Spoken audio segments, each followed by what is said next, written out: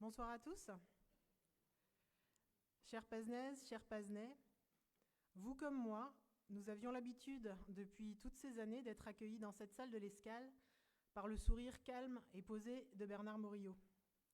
Sachez qu'il va bien et qu'il pose actuellement ses pas et son regard sur les chemins de Saint-Jacques-de-Compostelle.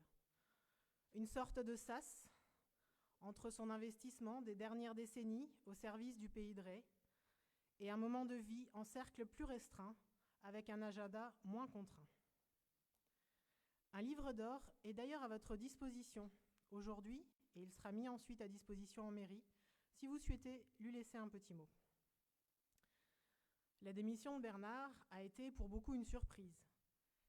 Et après avoir été rassurés sur les raisons de son départ, certains se sont peut-être inquiétés des conséquences pour l'avenir de la commune. Comme je l'ai indiqué lors de mon élection, j'ai bien conscience que de passer d'un maire né à Sainte-Pazanne, ancien agriculteur de 69 ans, à une mère néo-pazenaise, psychomotricienne de 39 ans, puisse être déstabilisant. Je souhaite que la réunion de ce soir puisse vous rassurer sur la question de la continuité. Les grands enjeux n'ont pas changé durant le mois qui s'est écoulé. Notre ambition collective est toujours que la commune demeure attractive, accueillante, dynamique et agréable à vivre, en nous attelant aux questions de transition écologique qui s'imposent à nous. Pour cela, la question du logement est bien sûr centrale, avec un contexte délicat, augmentation du coût de la construction et contraintes foncières.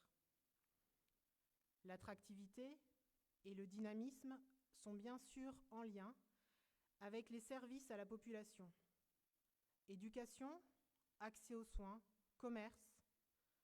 Bien que nous ayons une marge de manœuvre limitée sur ces questions, nous avons des cartes à jouer pour conserver et développer le tissu économique de notre commune. Enfin, la qualité de vie à Sainte-Pazanne, si elle passe par des espaces publics qualitatifs et des espaces verts propices à la biodiversité et à la balade, elle passe également par les services culturels proposés à tous les Pazenais. Bibliothèque, école de musique, théâtre municipal. Évidemment, je n'oublie pas le tissu associatif, qui crée du lien entre les habitants, petits ou grands, permet les rencontres et fait rayonner la commune au travers des compétitions sportives extérieures, d'expositions diverses, de concerts ou encore d'autres actions solidaires, comme en ce mois d'Octobre Rose, avec par exemple la fabrication des coussins cœur. Avec mes collègues adjoints, nous allons vous présenter ce soir les actions que nous avons menées depuis l'élection de 2020 et celles envisagées pour les années à venir. Les présentations seront brèves, afin de laisser du temps pour vos échanges et questions. Je remercie Pascal Gouy et Adeline Zeller qui vont signer nos présentations afin de les rendre accessibles à tous, ici ou par le biais de la vidéo qui sera ensuite disponible sur la chaîne vidéo de la commune. Et nous allons donc commencer les présentations avec le scolaire. Et donc je vous demande d'accueillir Gérard Alain, l'adjoint à la vie scolaire.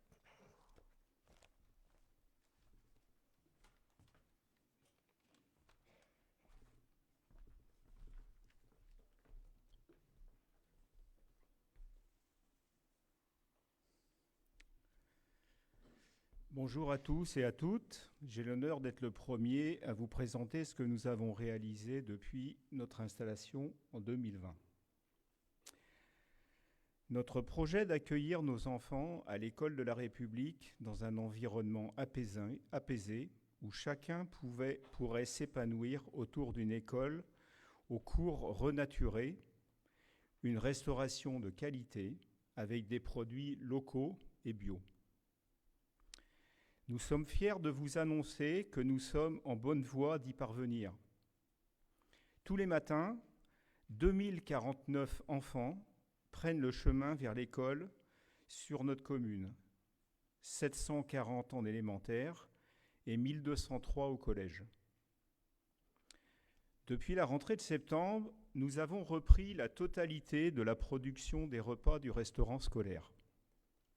Thierry, notre chef que nous venons d'embaucher, aidé d'une seconde et des agents communaux, ont préparé 10 667 repas depuis la rentrée scolaire, servis sur les 2 écoles élémentaires de la commune, complétés de repas pour le centre d'accueil périscolaire Pas à Pas et la crèche.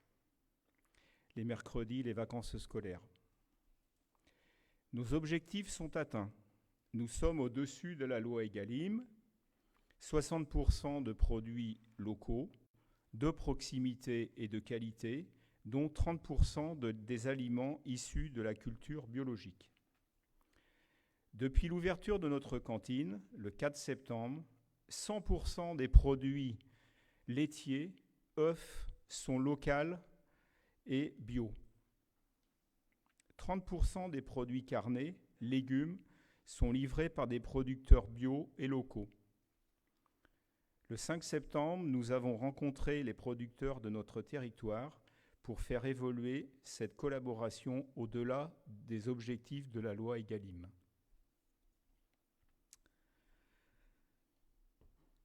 En juin, avant les vacances d'été, la concertation avec les élèves réalisée par le CAUE, c'est le Conseil d'architecture, d'urbanisme et de l'environnement, ont été présentées aux parents d'élèves.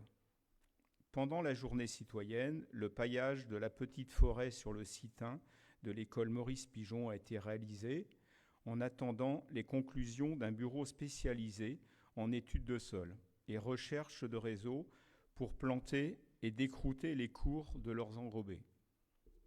La concertation du CAUE servira de base pour réaménager les cours de notre école, début de travaux vraisemblablement en 2024. Chantier participatif avec les élèves et les parents. Je vous remercie.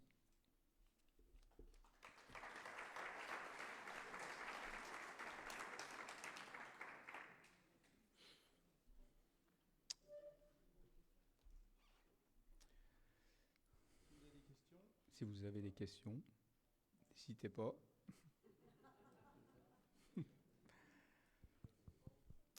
Sinon, on peut passer à la suite. Et puis, si des questions vous viennent un petit peu plus tard dans la soirée, vous pourrez encore les reposer.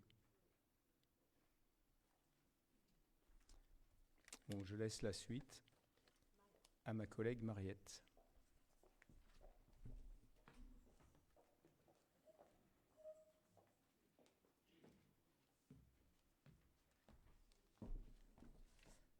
Bonsoir, donc n'hésitez pas, comme on va chacun de notre tour présenter un petit peu nos actions et après on laisse un temps pour que vous puissiez réagir, poser des questions.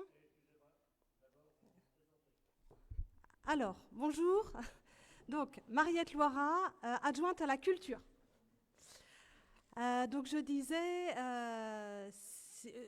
on a prévu, si vous voulez poser vos questions après nos interventions, comme ça on pourra y répondre aussitôt.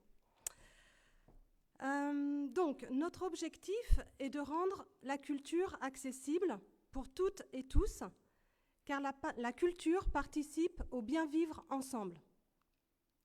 Notre politique culturelle s'appuie sur nos 3 équipements culturels municipaux, le soutien aux associations de pratiques artistiques amateurs et aux projets culturels de territoire. Alors, le théâtre. Les travaux de rénovation se sont achevés en 2020 et nous venons de débuter la 3e saison culturelle. Depuis le premier spectacle en janvier 2021, 15 spectacles et 2220 spectateurs ont été accueillis. Alors pour ça, nous avons recruté une directrice qui s'occupe de la gestion du théâtre et de la programmation culturelle. Les techniciens sont des intermittents. Et il y a également des bénévoles qui participent à l'accueil des spectateurs. Les spectacles sont très variés. Il y a du théâtre, de la musique, du cirque, de la danse. Il y en a pour les enfants, pour les familles, pour les adultes. Et pour ceux qui ne connaissent pas encore, je vous invite à découvrir, et il y a des plaquettes qui sont disponibles au bar pour tout à l'heure. La bibliothèque, depuis 2020, les inscriptions à la bibliothèque sont gratuites. Les horaires d'ouverture ont été élargis, et donc ça va jusqu'à 20h les mardis et les vendredis. L'offre numérique a été développée, et vous découvrirez bientôt les nouveaux supports de communication. L'équipe de la bibliothèque effectue aussi un travail spécifique auprès de publics dont le lien avec la culture peut être fragile, avec des partenariats avec l'ADAPEI, la résidence Victor Ecomar, la PMI, la Banque alimentaire par exemple. Et la bibliothèque, c'est le lieu culturel ouvert à tous, et pas seulement pour emprunter des livres, sa vocation va bien au-delà. Et c'est pour ça que nous profitons des travaux d'agrandissement de l'école de musique pour construire une salle attenante dédiée aux animations.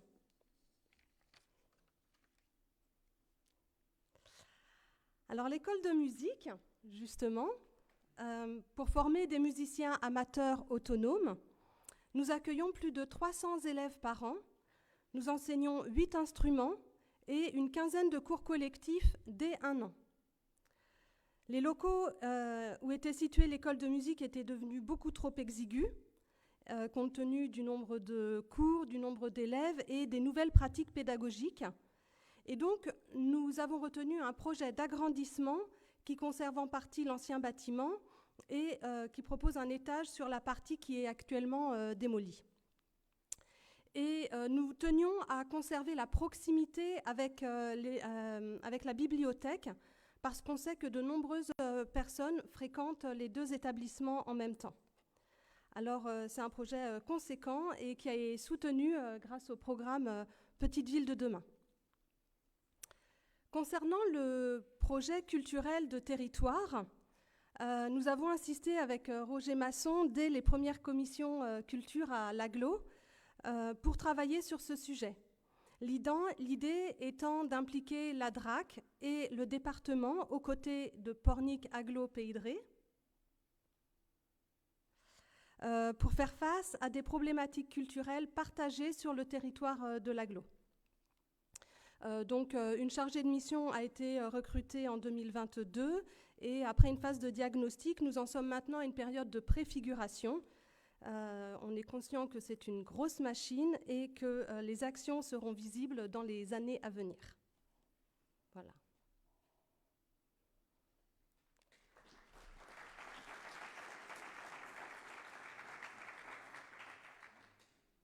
Alors, vous avez peut-être des réactions, des commentaires, des questions ?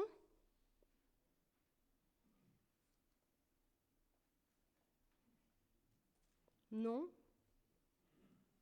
Bon, eh bien, je vais laisser la parole à Roger Masson, adjoint à la vie associative.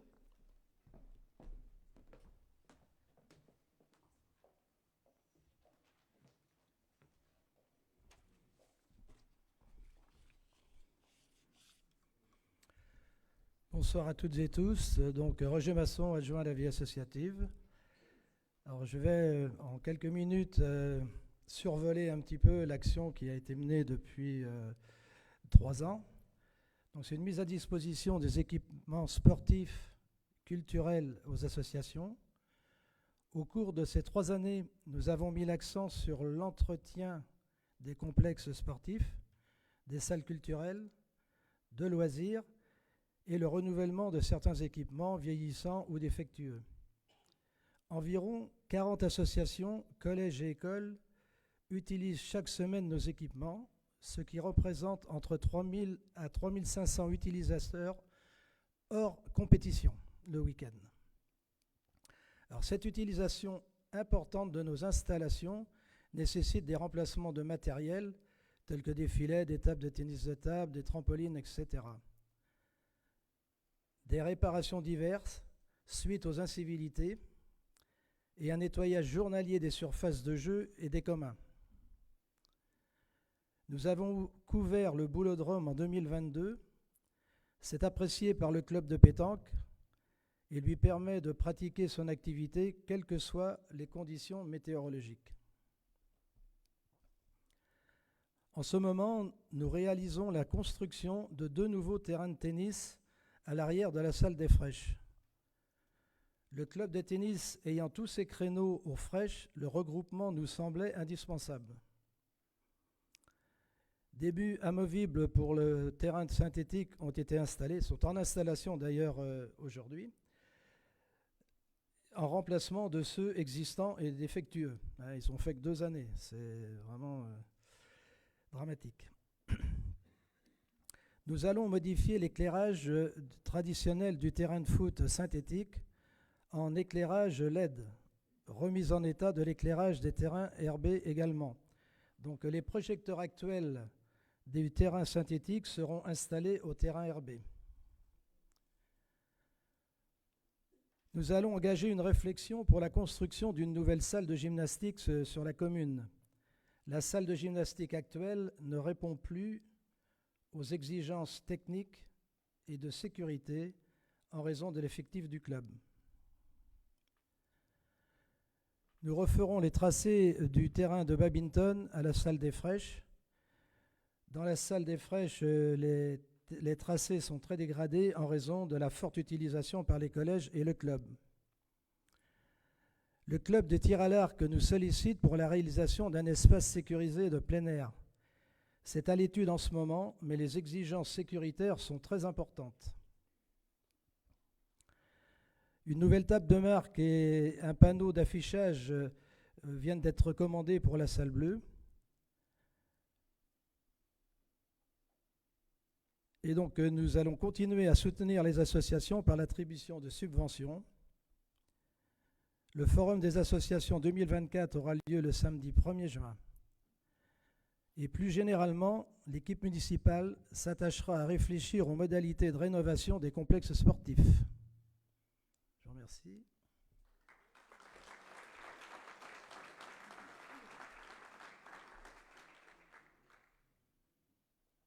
Même chose, avez-vous des questions ?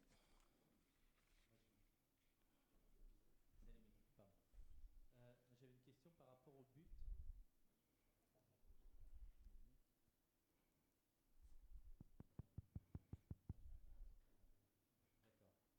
Non, ça marche pas. Bon, c'est pas grave.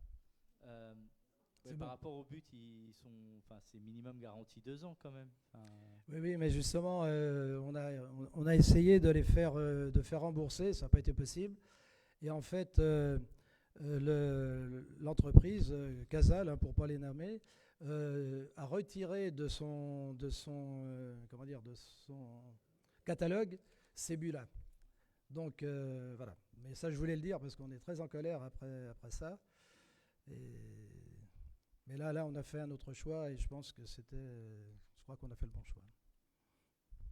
Pour la salle de gym, elle va être agrandie, déplacée ou c'est quoi l'idée ? C'est-à-dire que là, une réflexion va avoir lieu, mais elle sera certainement déplacée parce qu'aujourd'hui, la salle de gym fait 245 mètres carrés et au minimum par rapport au nombre d'adhérents, il faudrait qu'on passe au moins à 600 mètres carrés, quoi. Voilà.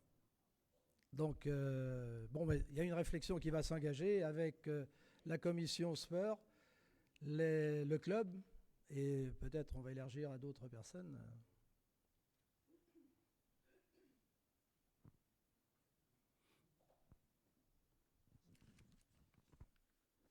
Très bien.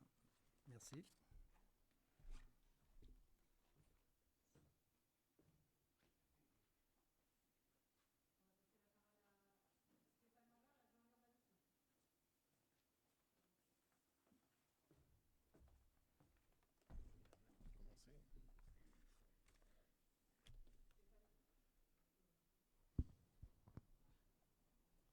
Bonsoir à tous, Stéphane Lambert, adjoint à l'urbanisme et à l'agriculture.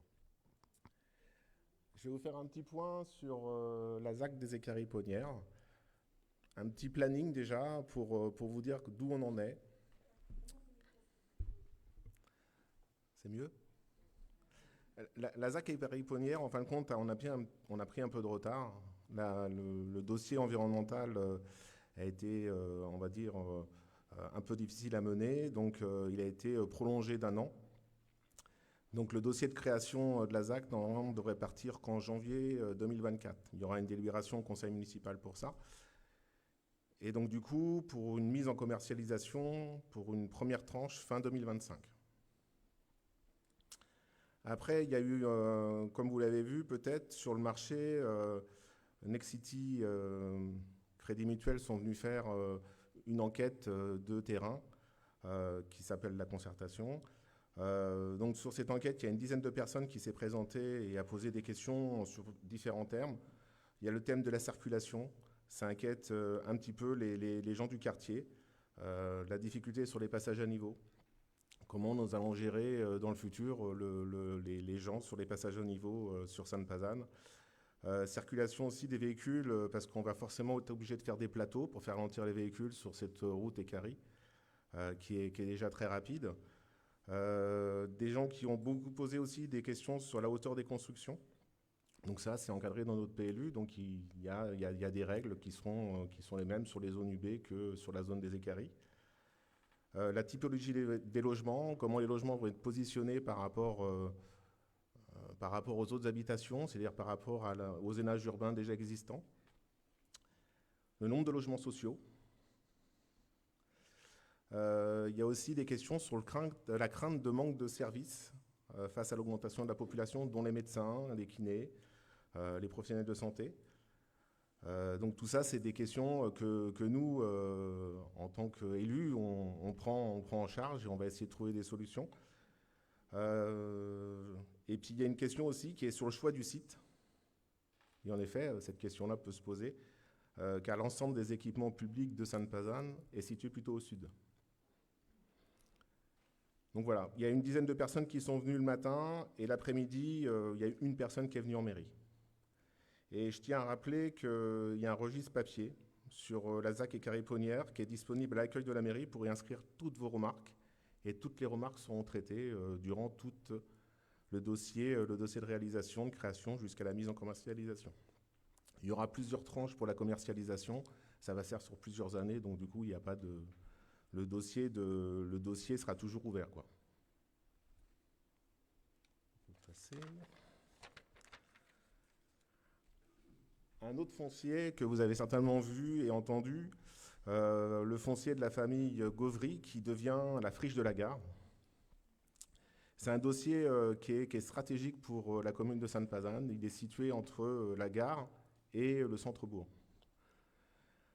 En 2021, les propriétaires étaient vendeurs, donc il y a une OAP, une orientation d'aménagement programmé qui a été positionnée dans notre PLU pour définir la qualité du site et l'évolution de ce site.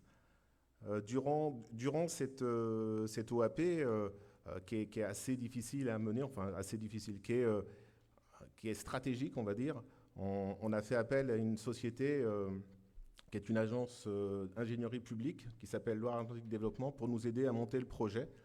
Donc on a travaillé avec LAD pendant 1 an et la famille Gauvry a décidé on va dire de céder de vendre son bien à un opérateur immobilier. Donc on n'avait pas été trop consulté sur cette vente et donc on s'est positionné avec l'intermédiaire de l'EPF pour le préempter.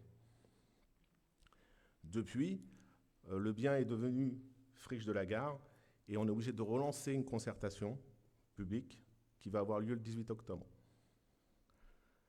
Donc si je fais un petit planning, jusqu'au 18 octobre, on va avoir une concertation avec les habitants qui aura lieu au premier lieu à 17h sur la friche pour une visite et ensuite à 18h30 dans la salle de l'Escale pour des échanges. Par la suite, il y aura une réunion de restitution le 13 décembre, réunion publique, qui permettra de reprendre l'ensemble des éléments qui ont été discutés, travaillés avec les élus, mais aussi avec les habitants, pour lancer une procédure de consultation le 15 janvier pour choisir un opérateur par la suite.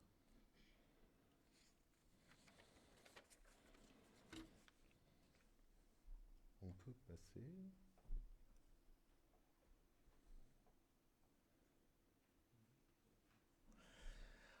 En parallèle de ça, étant donné qu'on a parlé du site de la gare, il y a forcément la gare, c'est un lieu stratégique qui est amené à évoluer avec le temps sur la fréquentation et l'augmentation des transports ferroviaires. Donc Sainte-Pazanne, par l'intermédiaire de Petite Ville de 1, s'est inscrit dans l'étude de programmation et d'aménagement du projet de pôle d'échange multimodal de Sainte-Pazanne. En pratique, la gare, ça fait depuis le XXe siècle qu'elle n'a pas trop évolué, mis à part un parking. Au XIXe siècle, il n'y avait que des champs autour. Et quand on regarde une photo satellite aujourd'hui, on voit que c'est complètement urbanisé. Donc la gare, elle est dans le centre-ville. Donc aujourd'hui, elle est très enclavée.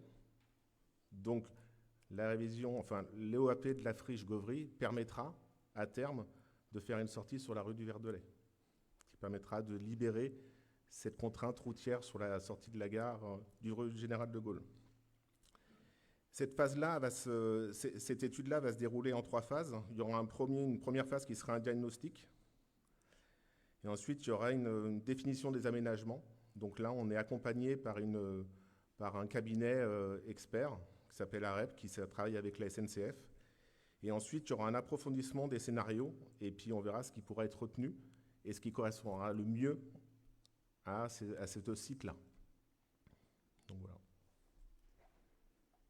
Si vous avez des questions.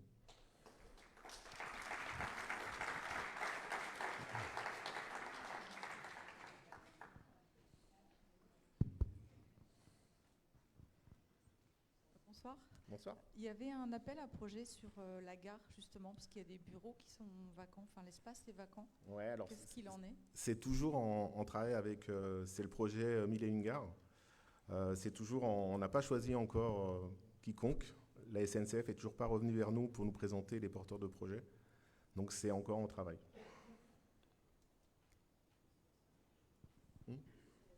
Et c'est la SNCF qui va nous présenter les dossiers, mais pour l'instant...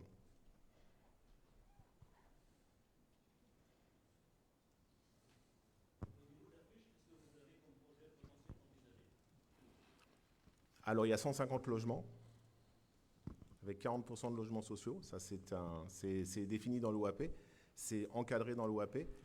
Et derrière ça, pour l'instant, ça se bâtit, ça s'est travaillé un petit peu avec les élus, et ça va se travailler avec les habitants le 18 octobre. Donc il y a eu du boitage, justement, pour que les gens puissent venir s'exprimer. Ce qui est aujourd'hui défini, boitage sur la périphérie de la friche, pardon. Les gens qui sont vraiment exposés. Et donc, du coup, ce qui est défini, il y a en effet, c'est 150 logements sur 2 hectares. Aujourd'hui, avec toute la loi sur le climat et résilience, quelque part, il va falloir densifier.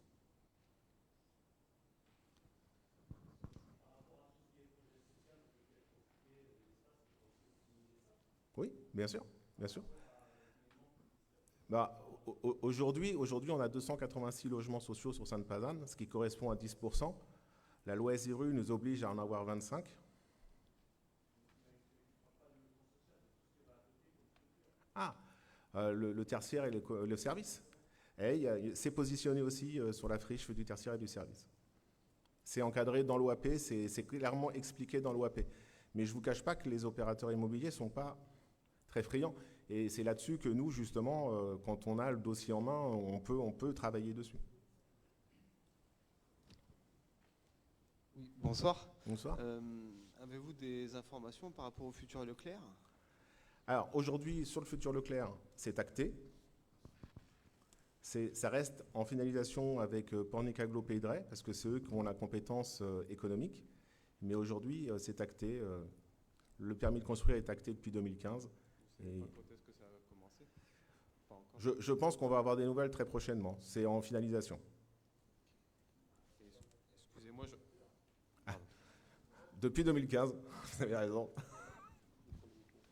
Non, c'est ma curiosité qui parlait, juste savoir si dans un avenir proche ou un peu plus lointain, pourrait y avoir un lycée sur Sainte-Pazanne. Alors, ça avait été réfléchi, enfin, ça a été demandé à un moment, mais malheureusement, c'est pas nous qui l'avons eu.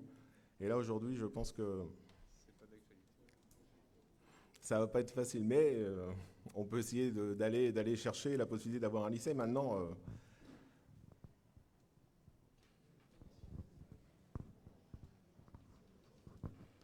Oui, j'avais une question sur la gare. Donc, on parle de réseau RER sur les grandes métropoles de France, dont Nantes.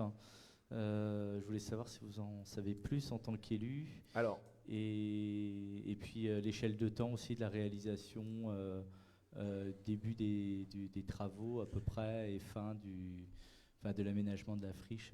On est dans quelle échelle de temps, quoi? Alors, en échelle de temps, on espère que ça pourrait sortir fin 2025. Mais après, tout va pas sortir d'un coup, hein. Nous, on a quand même des équipements publics à maîtriser sur Sainte-Pazanne. Donc, du coup, faut aller progressivement. Donc, il y aura plusieurs tranches aussi, comme il y aura sur les écaries-ponnières. Sur le Malessard, je crois qu'il y a eu 4 tranches en tout, ou 5 tranches. Il y aura quasiment la même chose sur les écaries-ponnières. Et sur la friche de la gare, il y aura aussi au moins 2 tranches voire 3 tranches. Et ça reste à définir avec les opérateurs parce que, quelque part, il faut qu'il y ait un équilibre de l'ensemble, quoi. Et sur le RER métropolitain, en effet, on a été contacté par la région. Ils ont l'air de dire qu'on aurait un train toutes les 30 minutes à l'horizon. Il y en a qui disent 10 ans, il y en a qui disent 6 ans. On ne sait pas trop, quoi. Mais en effet, le transport ferroviaire va augmenter, d'où le rôle du PEM, plan d'échange multimodal, qu'on prend en compte justement pour ne pas rater ces stratégiques. Faut bien tout, on va dire, tout dimensionner correctement pour ne pas se retrouver dans quelque chose qui ne correspondra pas à Sainte-Pazanne plus tard.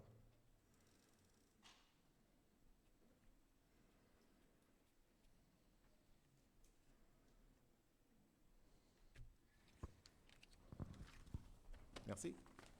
On va passer la parole à Anthony Jaunâtre, qui est notre nouveau conseiller délégué à la mobilité.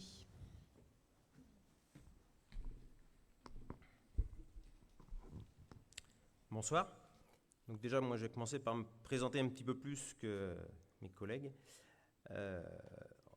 Moi, je me présente donc Anthony Jaunâtre, j'ai 48 ans. Je travaille en tant qu'agent d'intervention des routes au conseil départemental. Moi, j'ai été élu en 2020. Et au début de mon mandat, j'étais juste conseiller municipal. Et aujourd'hui, depuis le départ de Bernard, donc j'ai pris de nouvelles fonctions. Je suis conseiller délégué en charge de la mobilité, l'accessibilité et la sécurité sur la commune. Donc, en fait, pour nous, c'est une nouvelle commission qui a été créée. Et notre principale mission sera la mise en place du PAV. Donc le PAV, plan d'aménagement de la voirie et de l'espace public.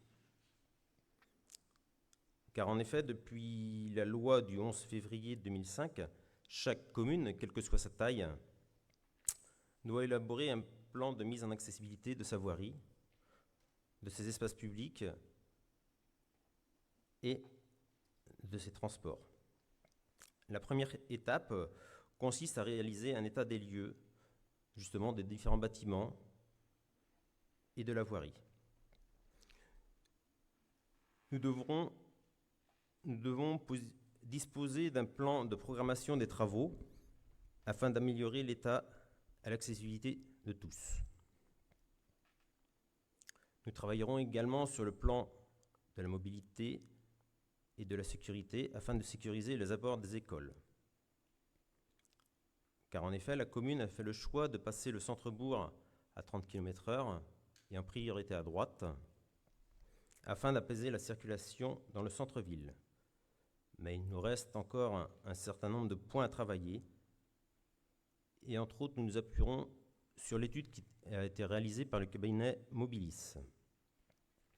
Donc nous travaillerons sur plusieurs fiches et afin surtout de sécuriser les abords des établissements scolaires. Ça sera une de nos priorités. D'ailleurs, la commune a été retenue par l'ADEME sur un appel à projet concernant la marche au quotidien. Donc, ça consiste vraiment à développer la pratique de la marche et du vélo. Et de ce fait, la commune a été retenue et nous pouvons prétendre à une subvention de 44 700 € pour différents aménagements, même des aménagements provisoires. Voilà. S'il y a des questions.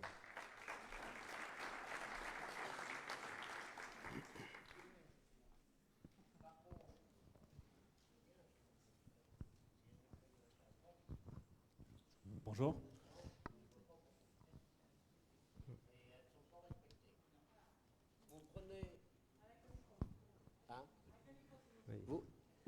Vous prenez certaines personnes, la rue principale de Sainte-Pazanne, c'est pas 30, c'est 60 ou 70. Comment qu'on fait? Justement, on est conscient de tous ces non. problèmes. Là, vous avez mis 2 feux tricolores, je ne sais pas pourquoi. Je vais pouvoir vous répondre. D'après, c'est pour les enfants. Je suis d'accord. Oui. Je suis d'accord. Les enfants, ils ont leur priorité. Mais bon, il y a des limites à tout. Ça vous a coûté combien, ces feux-là? Expliquez-nous. Oui, je vais vous répondre. Donc voilà. Alors, en fait, il y a plusieurs questions. Donc déjà, effectivement, on a fait le choix de passer en priorité à droite. Je comprends qu'il y a de l'insécurité. On est conscient qu'il y a des vitesses excessives. Justement, tous les mois, on fait un point avec la gendarmerie et les services de la police municipale à Sainte-Pazanne. Et oui, mais enfin bon, et pour le coup, il va y avoir des contrôles qui vont être mis très prochainement. Il y en a déjà eu. Mais au départ, ils étaient plutôt, je dirais, dans la prévention. Mais maintenant, ils vont passer plutôt à la étape verbalisation. Voilà. Mais on en est conscient et ça va se faire.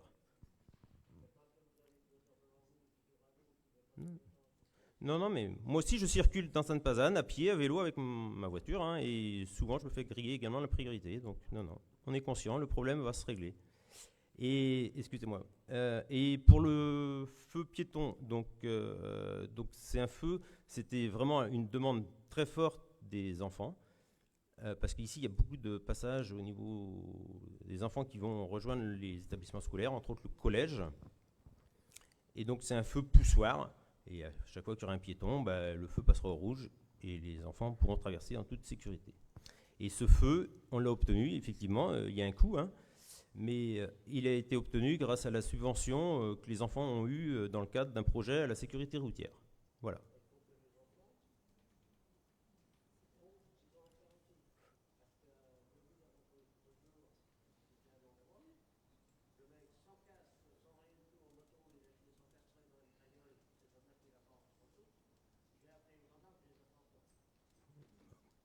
Bon, on va peut-être laisser la parole à d'autres personnes dans l'Assemblée.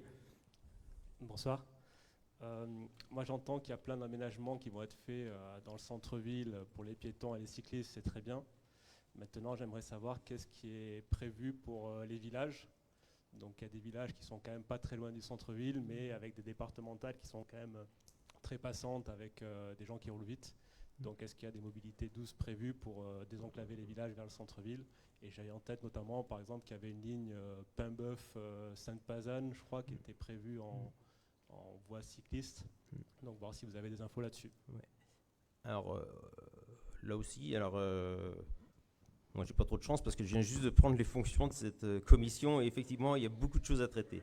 Donc, je vais pas tout résoudre les problèmes d'un coup de baguette magique, mais bon, je connais quand même un certain nombre de dossiers pour y avoir déjà travaillé avant.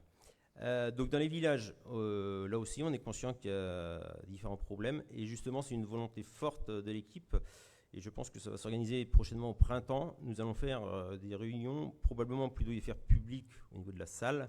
On va plutôt se déplacer dans certains quartiers et probablement dans certains villages afin de voir les différents points qui vont ou qui ne vont pas, ou améliorer. Et par rapport à la voie verte, donc j'ai quelques éléments, mais en gros, c'est quasiment presque à l'arrêt, en fait, parce que c'est un dossier qui est très compliqué.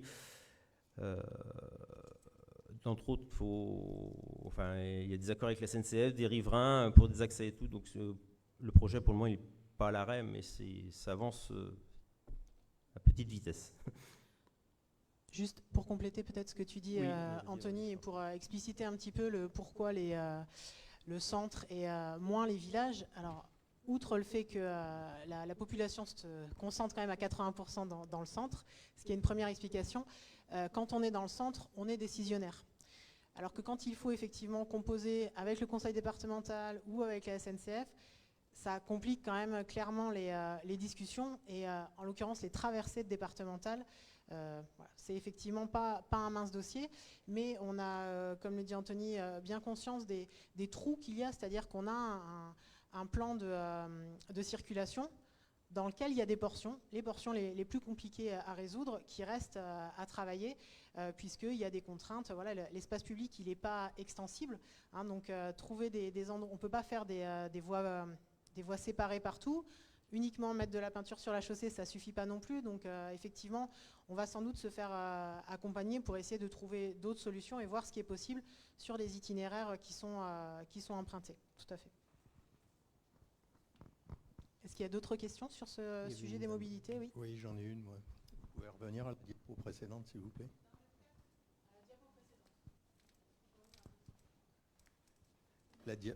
Le diaporama, voilà. Alors moi j'ai vu le trottoir se construire à cet endroit-là, il était beaucoup plus large pour les piétons. Donc je profite de la diapo pour demander quand est-ce qu'on taille les haies le long des trottoirs et quand est-ce qu'on taille les branches qui dépassent sur la chaussée aussi, s'il vous plaît. Alors naturellement il y a une période pour tout et entre autres pour la taille des haies, c'est bien réglementé, c'est pas...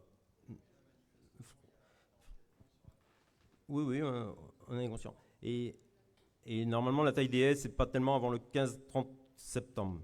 Voilà. Donc, je sais qu'on est au mois d'octobre et qu'effectivement, il y a peut-être une gêne sur la circulation. Mais c'est vrai que les services des espaces verts travaillent sur d'autres projets qui vont vous être présentés après. Donc, voilà. Dans les cas de mobilité douce, il y a un chemin qui a été fait le long de la voie ferrée, on passe la gare. Et ce chemin, il est énormément emprunté par les gens qui prennent le train, qui rentrent surtout par le train de 18h, 18h15 le soir et qui rentrent vers le Malessard. Et ce chemin n'est pas éclairé du tout.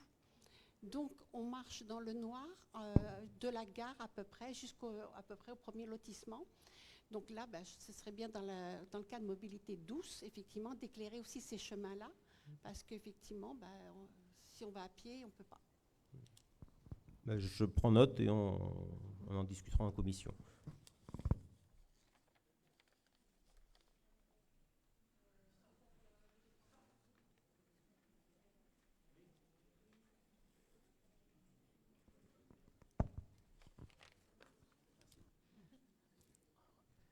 Est-ce qu'il y aurait la possibilité de faire une petite modification au niveau de l'accès, soit à la gendarmerie, soit au collège?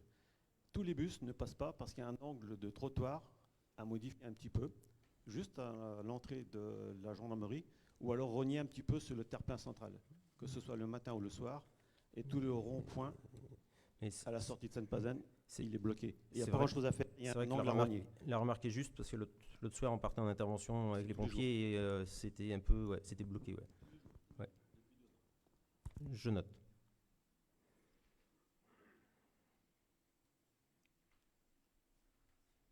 C'est bon. Bon, merci.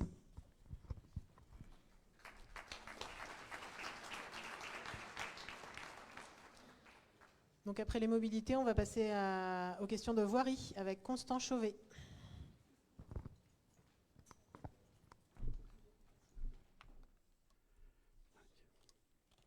Bon, eh bien, bonsoir à tous. Constant Chauvet, donc l'adjoint à la voirie et au bâtiment.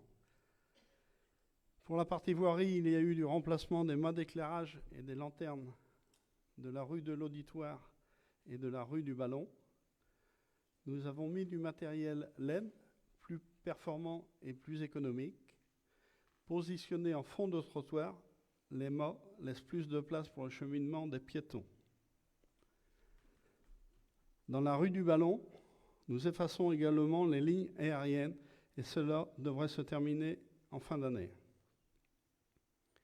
Dans la rue des Barottards, effacement également des lignes aériennes et remplacement des mâts et des lanternes.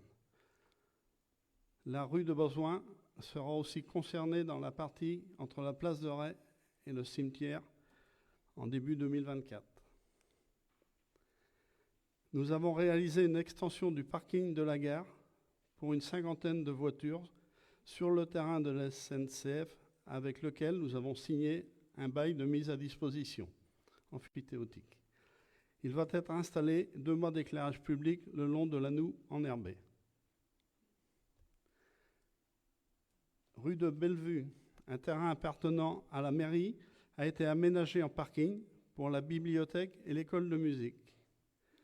Il est distant d'environ 100 mètres, offrant une vingtaine de places pour les usagers. Un cheminement piéton sera bientôt aménagé et 5 nouvelles places de parking ont été créées rue de la Source. Sur proposition du conseil municipal des enfants, on a parlé, un feu tricolore a été installé à l'intersection du coin de l'impasse du Cloalen et la rue du Ballon pour sécuriser le cheminement vers les écoles et les équipements publics. La rue de Bel-Air vient d'être réaménagée. Le réseau d'eau pluviale a été renouvelé par un diamètre supérieur de buse afin d'améliorer le débit. La circulation se fait sous forme de chaussée-doux afin de faciliter et sécuriser le déplacement des cyclistes. Des places de stationnement ont été créées en retrait de la chaussée et d'autres à cheval sur la chaussée et l'accotement.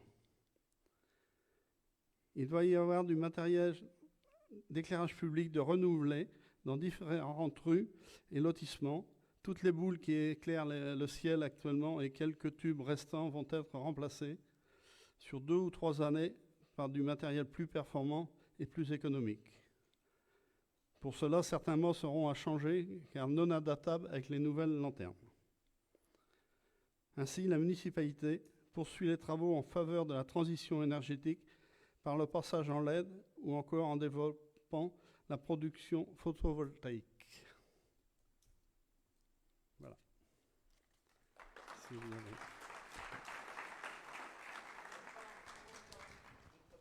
Oui, j'arrive. Oui. Oui. Ah. Oui.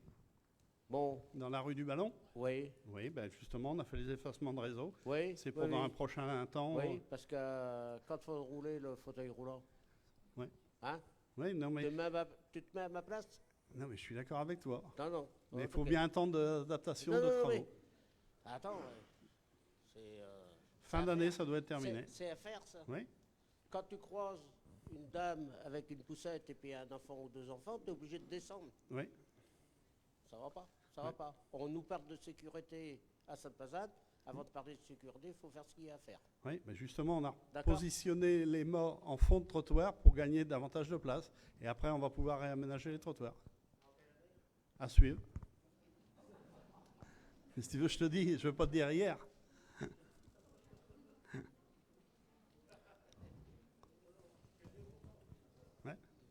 Bonsoir.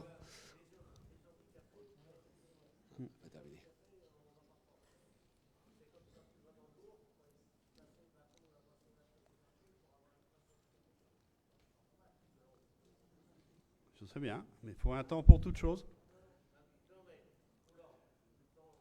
Ben, Jean-Yves, si tu arrives à faire sans l'intervention des autres, je ne sais pas comment tu fais, toi. D'accord? Oui, bah. Ah oui. Ça. Excusez-moi, Pardon. Voilà, on va essayer d'être constructif. J'ai juste une question par rapport à l'aménagement de la gare.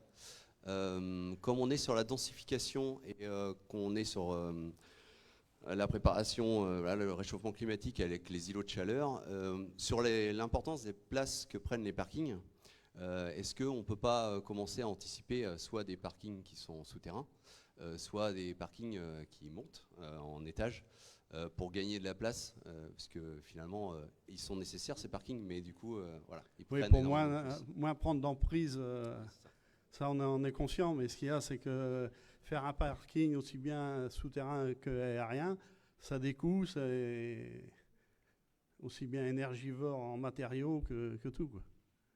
Là, on a la possibilité avec la SNCF qui nous ont laissé du terrain de réaménager normalement, si on peut dire, en plein air. À l'avenir, certainement qu'avec le pôle multimodal et tout ça, si ça se développe, il faudra sans doute faire quelque chose à l'avenir.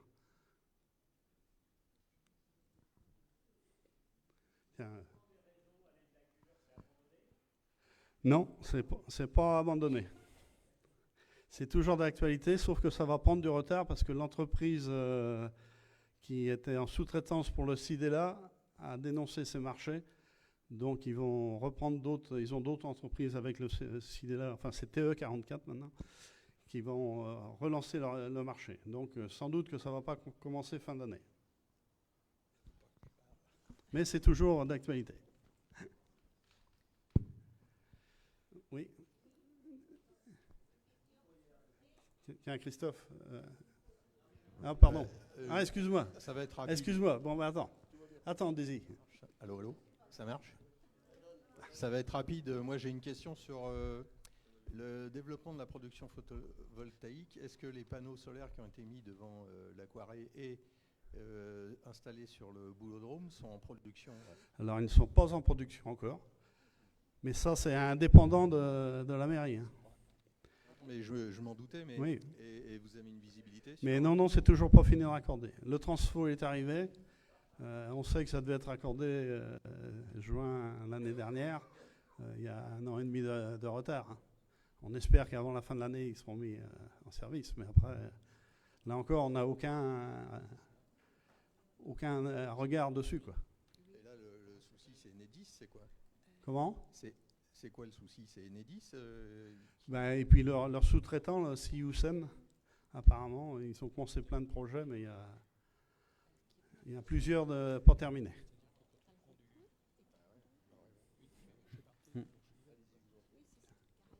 Oui, Constant, il y avait il y a au carrefour de la rue du Cache-Bonhomme et la rue qui va vers le Malessard, en fait, tout en haut, quand on arrive vers le rond-point de la gendarmerie. Oui. Il y avait un bout de terrain qui était prévu pour passer le carrefour. Oui, pour réaméliorer, oui. Voilà, parce que le problème, en fait, c'est une priorité à droite quand on remonte la rue du Cache-Bonhomme. Il y a des gens qui arrivent assez vite du Malessard, ils sont prioritaires, mais on ne les voit pas toujours arriver. Oui.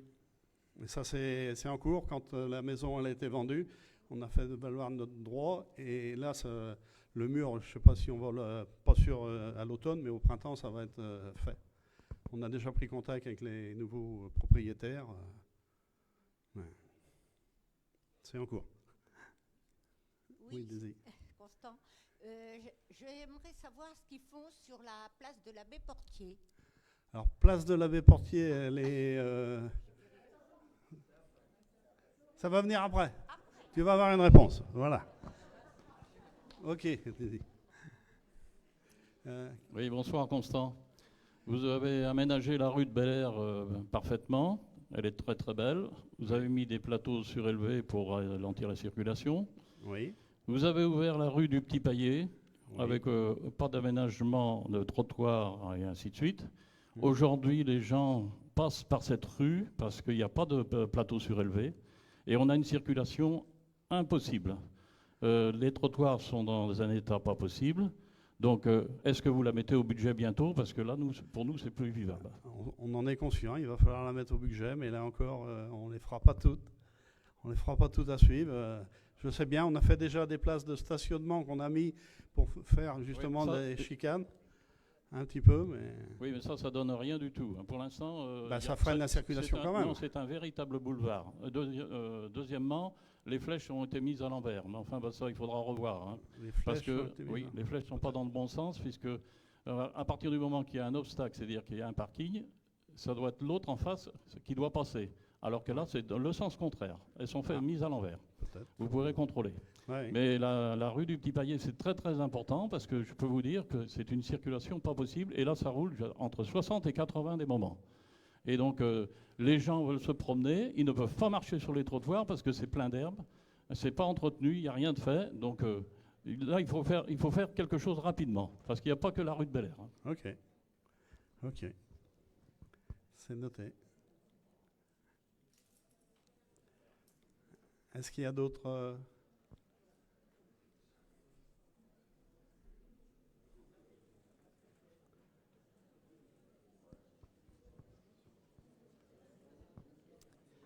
Je voulais parler de l'éclairage extérieur au niveau des salles de sport.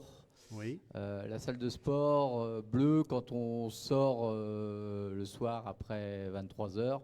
22h30, l'électricité est coupée. Oui. Il fait noir, nuit noire. Donc, est-ce qu'il ne serait pas possible d'installer des lampes extérieures avec des détecteurs pour pas que ça éclaire trop longtemps, mais 1 ou 2 minutes, ça serait pas mal, le temps qu'on se rende au parking. Ouais, il faudrait mettre des détecteurs de présence, quoi. Bah oui, quand on passe, voilà, ça s'allume, ça s'éteint. Sauf qu'après, il y a déjà quelques années, on a coupé l'éclairage autour des salles communales parce que ça faisait des lieux de rencontre pour les jeunes et puis des dégradations pas mal. Ouais. Donc je comprends que les utilisateurs des salles de sport, eux, ils ont une contrainte, c'est vrai, mais de l'autre côté, on essaye de faire... Non, mais je comprends, Denis, pas de souci. Ok, merci.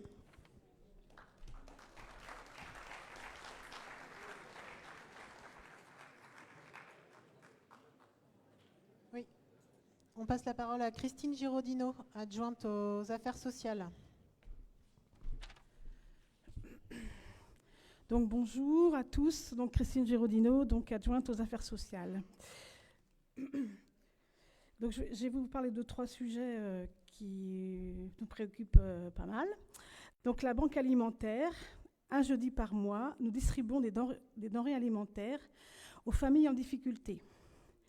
Les aides sont déterminées selon les ressources et les situations familiales par une commission composée d'élus et de bénévoles issus d'associations qui œuvrent dans le social.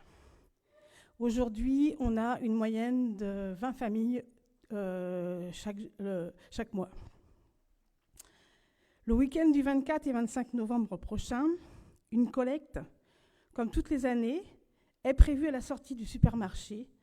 Nous avons besoin de bénévoles pour assurer des créneaux. Si vous êtes disponible et que vous voulez nous aider, vous pouvez soit à la fin de la réunion, je prendrai vos noms, ou appeler le CCAS. La mutuelle communale, pour un accès aux soins pour tous, la mairie a passé des conventions de partenariat avec 4 mutuelles pour une convention santé de qualité et à un tarif préférentiel. Donc je vous ai mis, si vous voulez, je vous ai mis un petit flyer sur la banque là-bas, enfin sur le comptoir là-bas. Si vous êtes intéressé, vous pouvez. On vous a mis les 4 mutuelles. Si vous êtes intéressé, vous pouvez appeler et vous dites que vous êtes pour que vous habitez Sainte-Pazanne et vous pouvez avoir un tarif préférentiel. France Service, donc c'est un service qui a été ouvert en avril 2022. Comme on sait aujourd'hui, l'accès à Internet est difficile pour certaines personnes. C'est pourquoi un service de proximité d'aide aux démarches administratives a été ouvert. Donc vous pouvez vous faire accompagner pour des dossiers de retraite, Pôle emploi, la CAF, les impôts, etc. Et vous avez 2 personnes à votre service, donc au pôle social de la mairie. Jusqu'à maintenant, nous avons accueilli 65% des personnes accueillies ont plus de 62 ans. Les sujets les plus demandés sont les impôts, les prises de rendez-vous pour les papiers d'identité, les dossiers de demande de retraite et depuis quelque temps les dossiers pour la déchetterie, pour avoir votre carte pour la déchetterie. Donc vous pouvez vous faire aider si vous n'avez pas encore commencé votre démarche. Il y a aussi tous les lundis après-midi un conseiller numérique qui peut vous donner un petit coup de main si vous vous sentez pas à l'aise avec l'informatique ou Internet. Donc je vous ai mis aussi sur le bar, vous avez aussi le petit dépliant sur France Service avec les horaires, les numéros si vous voulez appeler pour prendre rendez-vous. Voilà.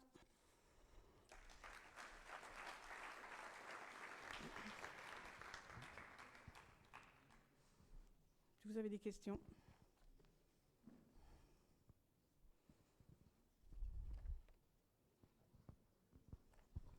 C'était parfaitement clair, Christine. Donc on va inviter Nathalie Priour qui va, qui va se présenter, vous expliquer pourquoi elle vous présente ce soir la partie citoyenneté. Bonsoir à tous. Donc je suis l'élue, l'adjointe finance, communication personnelle, mais je ne suis pas là pour parler de finance ce soir, mais de citoyenneté. Donc je dois tout d'abord excuser l'élu à la citoyenneté, Monique Dionnet, qui ne peut pas être présente avec nous ce soir. Nous lui souhaitons un prompt rétablissement. Donc sur la commune, il existe 2 instances citoyennes. Le conseil municipal enfant qui compte 24 élèves du CM1 à la 6e. Il évolue un petit peu cette année car désormais, les enfants peuvent prolonger leur investissement s'ils le souhaitent jusqu'à leurs 16 ans. C'est une instance très dynamique, force de proposition, avec des actions très concrètes, comme par exemple, on vient d'en parler, l'installation des feux tricolores rue du Ballon.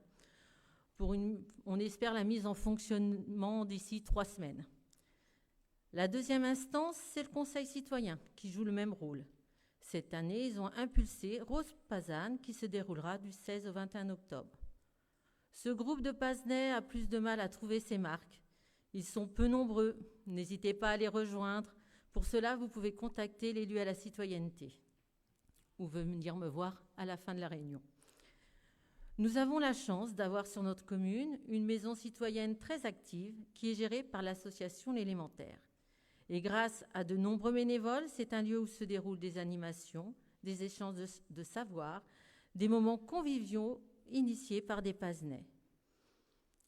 En quelques chiffres, nombre d'ateliers, temps d'échange 80, nombre de participants 481 personnes. Nombre d'événements 6, nombre de participants à ces événements 700 personnes. Donc la maison citoyenne a reçu en septembre l'agrément EVS, espace de vie sociale, par la CAF. Là aussi, vous pouvez aller les rejoindre. Il y a toujours besoin de bénévoles. Donc les Pazenais sont aussi invités à participer à des groupes de travail sur des projets bien précis. Ce fut le cas par exemple pour la réalisation du nouveau logo ou la refonte du bulletin. Actuellement, un comité de pilotage, citoyens, agents, élus, travaille sur la refonte du site Internet, avec, nous l'espérons, une mise en service au premier trimestre 2024 et un site plus interactif. Plusieurs animations organisées par la mairie facilitent les échanges, l'accueil des nouveaux habitants le 29 octobre, la cérémonie des vœux qui se déroulera le 5 janvier, la semaine de l'Europe du 2 au 9 mai et la journée citoyenne du 11 mai. On espère vous y voir nombreux. Lors du dernier conseil municipal, nous avons validé le recrutement d'un VTA, volontaire territorial administratif, pour 1 an. Elle sera chargée d'aider à la mise en place d'actions en faveur de la citoyenneté. Mais nous sommes conscients que l'on peut aller plus loin pour qu'il y ait plus d'interactions, pour être à votre écoute et pour que vous soyez acteurs de Sainte-Pazanne. Nous souhaiterions mettre en place donc des réunions de quartier. Tout ne sera pas réalisable, ce n'est pas la hotte du Père Noël, mais des projets concrets pourraient voir le jour dans chaque quartier. Donc nous sommes à votre écoute si vous avez d'autres idées pour vous sentir plus impliqués dans le Sainte-Pazanne de demain. Nous avons installé un mur d'expression au fond de la salle. N'hésitez pas à y laisser des post-it avec vos idées, vos suggestions, vos questions, votre adresse mail si vous voulez avoir une réponse préférable, ou si vous voulez nous rejoindre dans différents projets. Merci.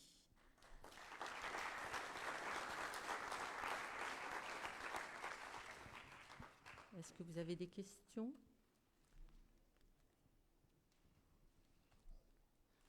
Bon, je vous remercie.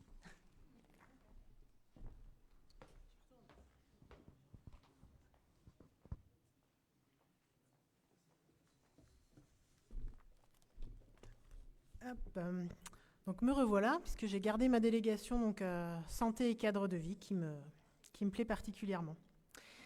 Donc on le sait, notre santé est très influencée par notre mode de vie et par le milieu dans lequel nous vivons. Mes collègues ont sans y faire référence vraiment, déjà parlé de santé ce soir, par le biais de l'alimentation saine et locale, proposée aux enfants de la cantine, ou par le développement d'infrastructures favorables aux mobilités actives et participant à la lutte contre la sédentarité. Au cours de cette année 2023, nous avons co-organisé 2 soirées qui exploraient ce lien étroit entre environnement et santé. La première, en partenariat avec l'Agence d'urbanisme de la région nantaise, qui portait sur les îlots de chaleur urbains et qui accentue le mal-être engendré par les épisodes de canicule. L'autre soirée débat, co-organisée avec l'association Entraide et Savoir, proposait un film qui présentait les liens entre maladies émergentes et effondrement de la biodiversité. Autant d'exemples qui ne font que conforter les modalités de gestion des espaces verts, orientés vers plus de nature en ville, pour multiplier les îlots de fraîcheur, privilégier des plantes vivaces peu gourmandes en eau et différencier la gestion suivant les usages afin de favoriser le plus possible la biodiversité locale. Les travaux sont en cours place de l'Abbé Portier, nous y voilà. Afin de proposer une expérience de nature différente de la coulée verte à proximité, nous avons été à la rencontre des habitants pour entendre leurs envies sur cet espace. Nous avons donc, en partenariat avec un formidable responsable des espaces verts, élaboré un plan qui fera la part belle à tout ce qui est comestible. Une roue des aromatiques, des arbres fruitiers et des buissons de baies comestibles côtoieront les arbres déjà en place. Un kiosque sera également installé pour faire une pause à l'ombre en attendant que les arbres poussent suffisamment. L'Atlas de la biodiversité communale touche à sa fin. Une restitution des actions de ces 2 dernières années sera présentée le 6 décembre. Le diagnostic phytosanitaire de notre patrimoine arboré a bien avancé et il nous permettra de faire des choix éclairés lorsque l'état de certains arbres nous questionne. En lien avec le contrat local de santé, qui est porté par Pornic-Aglo-Pays de Ré, une proposition de la commission santé et cadre de vie, une réflexion est en cours pour aménager des espaces sans tabac aux abords des écoles, dans un premier temps et peut-être ailleurs par la suite. L'objectif est double, limiter les fumées dans les espaces où transitent les enfants et lutter contre le fléau des mégots jetés au sol qui finissent souvent en mer. Un parcours d'interprétation est également en cours de finalisation. Il proposera une balade à travers la commune et mettra en lumière le patrimoine bâti, mais aussi le patrimoine naturel, tout en expliquant certains aspects paysagers.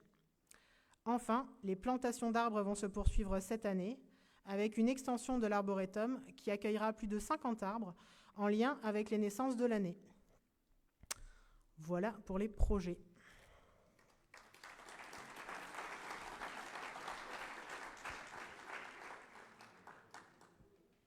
Alors, est-ce que vous avez des questions en lien avec cette sous-partie environnement et cadre de vie, santé et cadre de vie?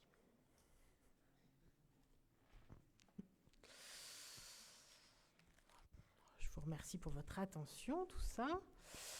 Et donc pour clore cette soirée, qui j'espère a répondu en tout cas à notre objectif de vous faire un point d'étape sur les projets mis en place depuis 2020 et sur notre feuille de route jusqu'à 2026.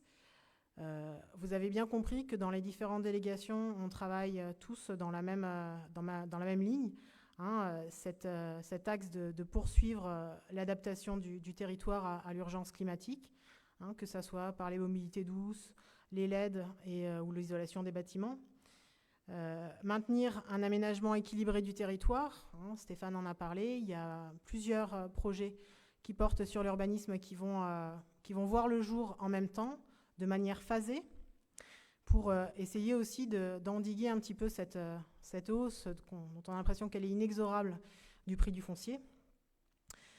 On souhaite aussi valoriser les initiatives citoyennes et développer le lien avec les habitants.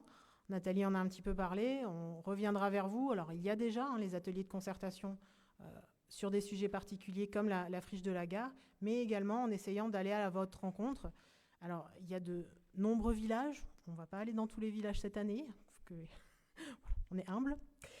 Mais voilà, la question du nouveau site internet qui va arriver aussi sur le début de l'année 2024, on le souhaite vraiment comme une interface entre vous et nous.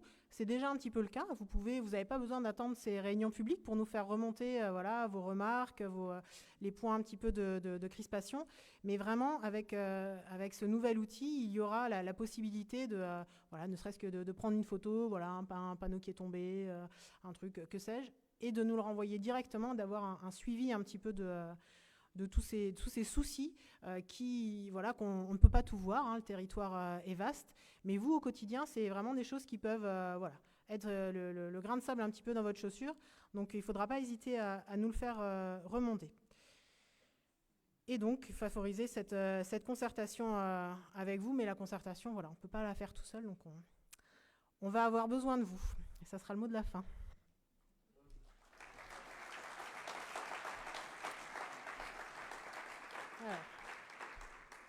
Alors, attends, on va vous ramener le micro, comme ça tout le monde va pouvoir vous entendre. Emmanuel, là, s'il te plaît.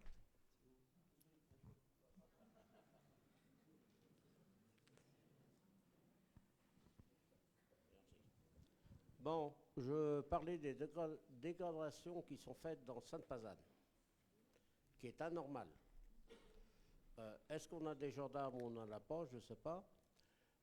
Moi, je suis passionné depuis X ans, mais par contre, ça fait 2 ans que j'habite au Malessard. En 2 ans, 2 fois les poubelles brûlées, et on n'en a toujours pas pour mettre le verre, les journaux et puis tout ça. Est-ce que c'est normal? Mais tous ces petits bandits-là, il faut leur faire quelque chose, parce qu'on me dit, ah oui, mais il y a des enfants de personnes qui sont assez hauts. Ben non, pas trop bas, moi j'en sais rien. Hein? Donc voilà.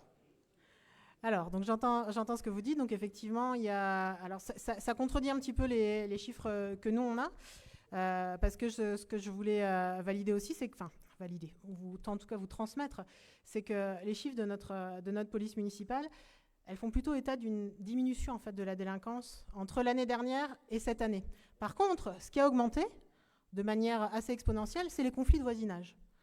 On a du mal à vivre avec les autres, et ça fait partie des axes qu'on défend. Alors je termine, je vous écoute, et puis on s'écoute chacun comme ça, c'est le début. J'entends ce que vous dites, cette impression d'impunité qui n'est pas tout à fait réelle en fait, parce qu'il se passe des choses quand on attrape effectivement les enfants qui commettent des dégradations, et ils sont en fait souvent attrapés. Sauf qu'on a 2 choix. Ou alors on en passe par le juge des enfants, on part sur une procédure de 2 à 3 ans, ou alors on l'en passe par quelque chose à l'échelle de la commune, en fait, avec des réparations qu'on n'étale pas dans la presse. Après, voilà, on ne va pas effectivement tout vous dire, mais toutefois tout vous dire. En tout cas, on ne va pas nommer les enfants qui sont attrapés et qui ont des travaux d'intérêt généraux, comme on dit, mais c'est bien le cas. Madame Dionnet, oui. En train de gratter avec une éponge les graffitis qu'ils avaient fait sur un mur. Moi, j'ai dit à Madame Dionnet et puis au gamin, j'ai dit, moi, je te ferai pas ça, je te ferai ça à la brosse à dents. Et puis, quand la brosse à dents serait usée, tu ferais ça avec tes ongles. D'accord?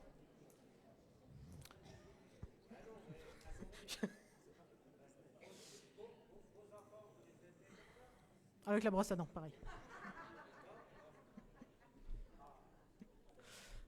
Est-ce qu'il y a d'autres questions ou des propositions éducatives?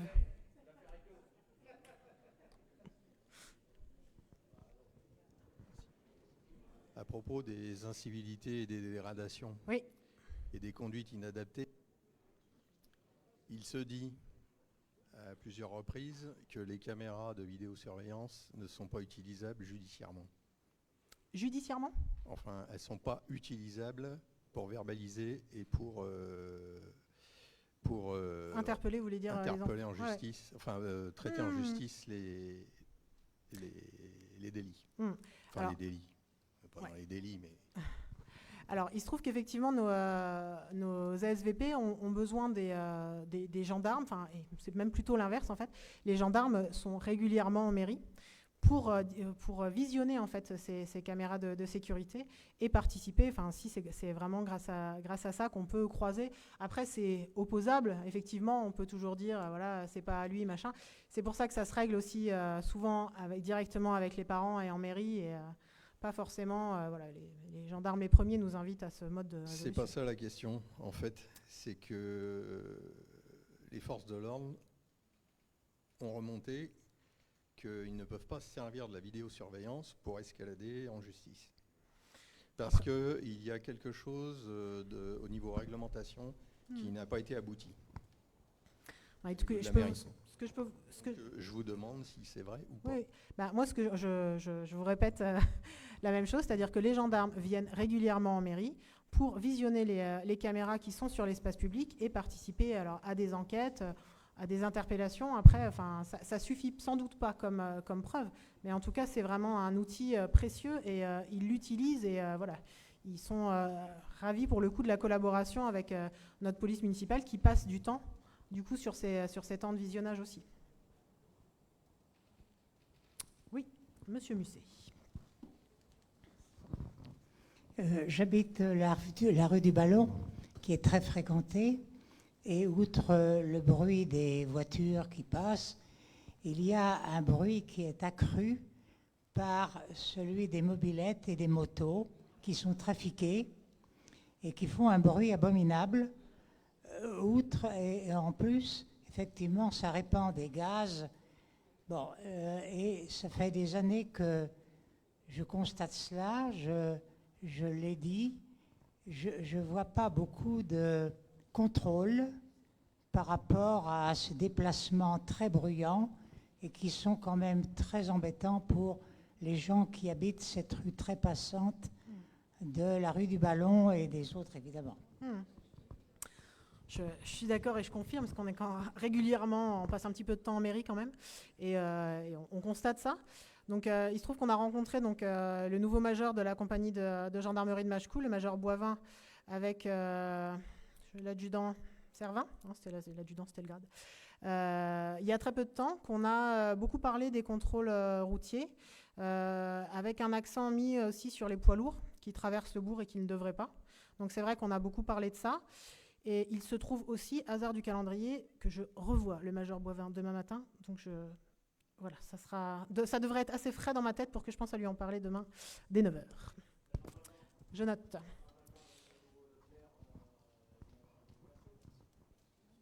Une déviation pour les mobylettes ? Ah. Pour les poids lourds. Alors, pour l'instant, c'est pas à l'ordre du jour. Excusez-moi, j'essaie de détendre l'atmosphère. Mais pour l'instant, on n'a toujours que cette fameuse demi-déviation. Donc déjà, il faudrait que celle-ci soit respectée. Hein, les camions qui arrivent du coup de Bourgneuf n'ont pas à descendre. Hein, ils sont censés tourner et prendre voilà, par la planche papier. Donc déjà, faire respecter ça. Et effectivement, vous avez raison, ça va faire partie là des discussions, pas avec le major Boivin, mais du coup plutôt avec le président du département, pour insister sur le fait qu'il va y avoir effectivement le rond-point, le giratoire au niveau du Leclerc, et également, je ne sais pas si vous l'avez toutes et tous en tête, mais un giratoire au niveau de, aidez-moi, Tournebride. Merci. Voilà, donc du coup, il nous semble, nous, de notre point de vue de Pazenay, que toutes les conditions sont réunies pour que les camions tournent là. Mais est-ce que notre logique sera celle suivie par le département ? Voilà, rien n'est moins sûr, mais en tout cas, c'est effectivement ce qu'on va défendre pour limiter, parce que la limitation des poids lourds qui traversent la commune participe à la sécurisation, on en est bien d'accord.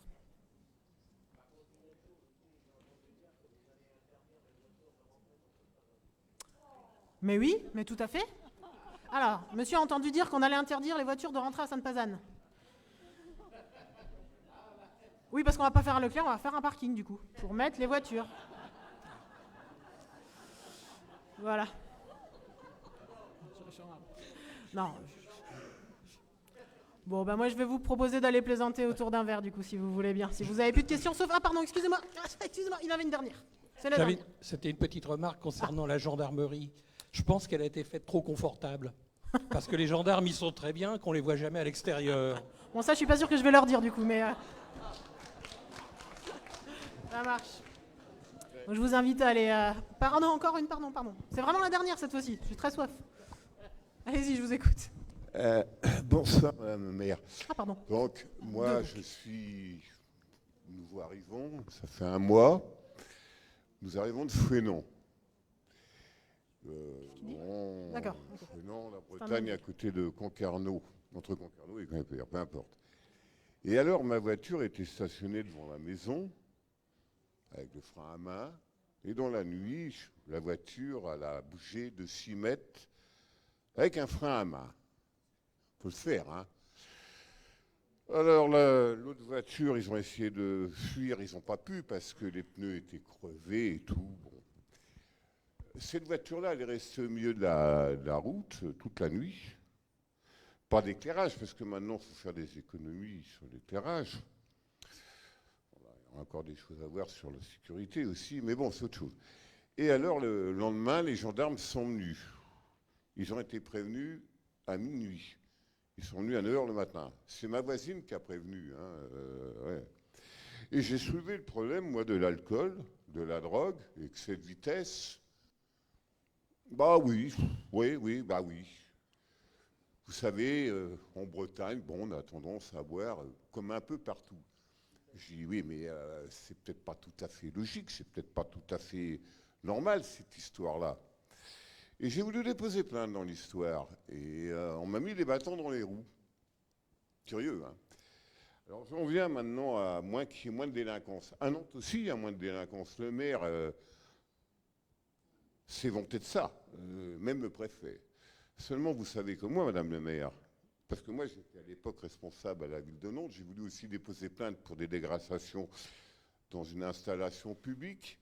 Et on m'a dit, vous ne pouvez pas déposer plainte au nom de la mairie, mais à votre nom. Bah, l'installation ne m'appartient pas, je suis responsable, mais ça ne m'appartient pas. Parce qu'à partir de 22, voire 23%, le taux de délinquance, c'est-à-dire de plaintes, les municipalités, les gendarmeries ne prennent plus des plaintes. Alors automatiquement, comme ils ne prennent plus des plaintes, il y a moins de délinquance. Mais il y en a toujours autant, voire plus. Alors, quand vous disiez tout à l'heure, je vous entendais qu'il y avait moins de délinquance, moi je ne crois pas du tout. Et à revenir à la vitesse qui m'a choqué ici, première chose qui m'a choqué, moi, j'en rejoins et d'autres personnes, je fais aussi de la moto. Moi j'ai un gros scooter, un 400 cm3, mais c'est marqué 30, je roule à 30. C'est marqué 70, je roule à 70. J'en ai vu là en moto, je ne sais pas si c'est des 125, des 50 trafiqués, avenue des Sports, même où je suis là, dans le lotissement Sainte-Anne, c'est pas 30, hein. C'est 70, voire 80, peut-être même au-dessus. Alors est-ce qu'il n'y aurait pas des ralentisseurs à faire? Est-ce qu'il n'y aurait pas plus de contrôle à faire? Moi je ne sais pas, hein. Je ne peux pas vous dire, hein, ce n'est pas mon boulot. Ça marche. Maintenant, il y a autre chose que je voudrais vous dire qui n'a rien à voir. Bah oui, je sais, j'en profite. Oui, je vous invite à faire bref, il nous reste une question. La déchetterie. La déchetterie. Ah, bah oui, Ouais. quand même, je pensais que ça allait Alors, la déchetterie. nous, on est arrivés, donc ça fait un mois, donc à peine arrivé, on a fait notre demande pour la fameuse carte. Bon, on ne l'a toujours pas. Donc j'en ai discuté de ça à la déchetterie. La dame a dit, vous savez, avec le temps qu'on a, moi je vais installer un siège, hein, un parasol, je vais me mettre à l'entrée, puis je demanderai les papiers, parce que tant que les gens n'ont pas les cartes. Je trouve ça d'un ridicule total, parce que à Fouesnant, moi je me souviens très bien, quand on est arrivé, ils vous font la carte tout de suite. Ils vous la font tout de suite, la carte. Pourquoi attendre 107 ans? Ça n'a aucun sens. Alors qu'est-ce qui risque de se passer? Parce que maintenant on parle de pollution au-dessus de ça. En attendant qu'on a nos cartes et tout, si ça demande des années, il risque d'avoir des problèmes dans les fossés. Hein. Alors juste sur cette Et question-là... je vous dis, pour moi, c'est Oui, ridicule. j'entends bien. Alors voilà, c'est tout ce que j'ai à vous dire. Eh ben, on est pas mal déjà. Alors, juste, il y a peut-être d'autres personnes qui s'interrogent sur cette question de la déchetterie que j'attendais quand même pour ce soir. Alors sur la question de la temporalité. Donc les demandes de cartes, elles pouvaient être faites, alors si je ne dis pas de bêtises, au moins depuis le mois de juin, mai-juin. Il y avait, je crois, 32 000 cartes à éditer pour les habitants de Pornicaglo.